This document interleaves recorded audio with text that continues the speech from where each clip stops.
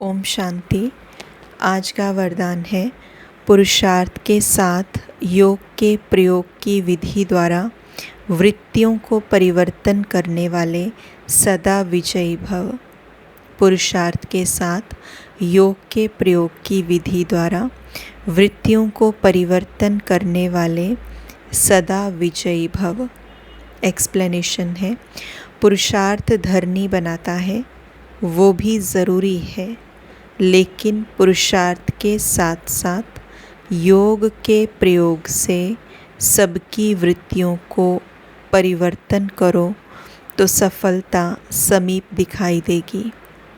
दृढ़ निश्चय और योग के प्रयोग द्वारा किसी की भी बुद्धि को परिवर्तन कर सकते हो।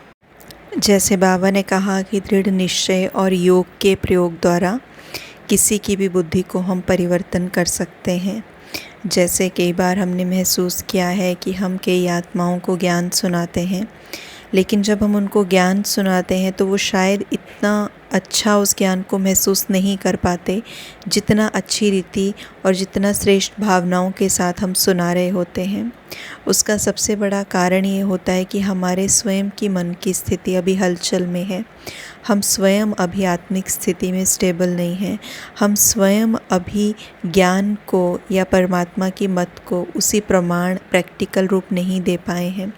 तो हमारे स्व की स्थिति थोड़ी सी हलचल में होने के कारण, हमारी योग की स्थिति थोड़ी सी हलचल में होने के कारण वो उन चीज़ों को महसूस नहीं कर पाते और ज्ञान को ऊपरी तौर पे वो थोड़ा थोड़ा, जिसे कहेंगे कि ऊपर ऊपर से सुनते हैं लेकिन महसूस नहीं कर पाते।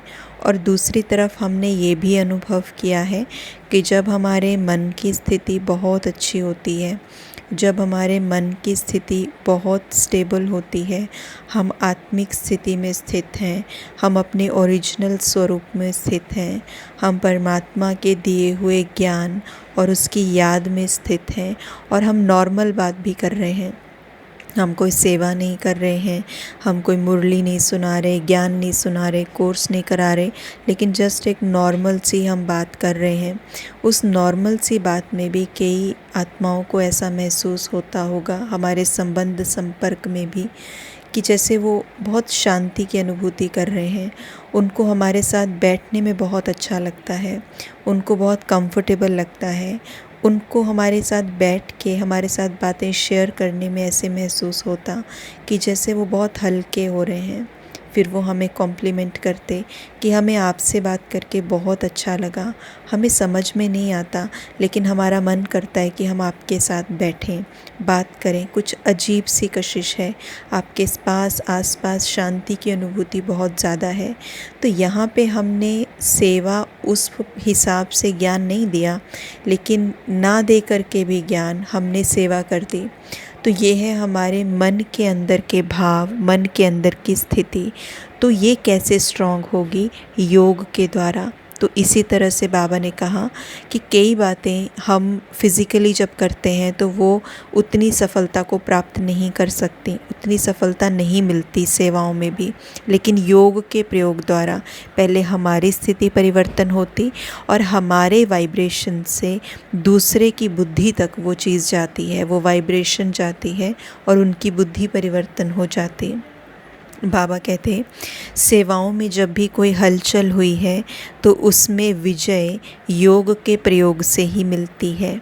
इसलिए पुरुषार्थ से धरनी बनाओ, लेकिन बीज को प्रत्यक्ष करने के लिए योग का प्रयोग करो। धरनी बल हम बनाएं, सेवाओं के स्थूल साधन भी हम अपनाएं, स्थूल सेवा जो करते हैं हम करें, लेकिन बीज को प्रत्यक्ष करने के लिए, जो बीज है, जो हमें प्राप्ति होनी है, उस प्राप्ति को प्रत्यक्ष करने के लिए योग का हम प्रयोग करें। तभी बाबा कहते हैं विजयी भव का वरदान प्राप्त होगा। एक अव्यक्त वाणी में बाबा ने ये भी बताया था कि जब भी बड़े बड़े लेवल पर हम सेवाएं करते हैं, मेले लगाते, प्रदर्शनियाँ या बहुत बड़े लेवल पर बुकिंग करते हैं या बड़े लेवल पर सेवाओं का कार्यक्रम रखते हैं, तो बाबा ने कहा था उससे पहले संगठन में बैठ कर के योग करो, संगठन में बैठ कर के उस धरनी को और अच्छा बनाओ, ताकि आत्माएं आपकी वृत्ति को, जो योग द्वारा वाइब्रेशंस हमारी निकली हैं और जो मन के द्वारा भी हम उनको भावनाएं भेजें, शुभ चिंतन भेजें, तो उसको वो रिसीव करें और वो रिसेप्टिव मोड पे आत्माएं आ जाएं, वो उन अनुभूतियों को एक्सेप्ट कर लें और उनके लिए जब वो ज्ञान सुने तो उनके लिए और इजी हो जाए इस ज्ञान को अडॉप्ट कर लेना, अपने में समान लेना और आध्यात्मिकता की तरफ वो रुचि दिखाने लग जाएंगी। तो ये था कि योग का प्रयोग, संगठित योग का प्रयोग, ये बाबा ने अव्यक्त मुरलियों में भी बताया हुआ है। तो इसलिए हमें बीज को प्रत्यक्ष करने के लिए योग का प्रयोग करना है, तो तभी हम सदा के लिए विजयी बन पाएंगे। ओम शांति।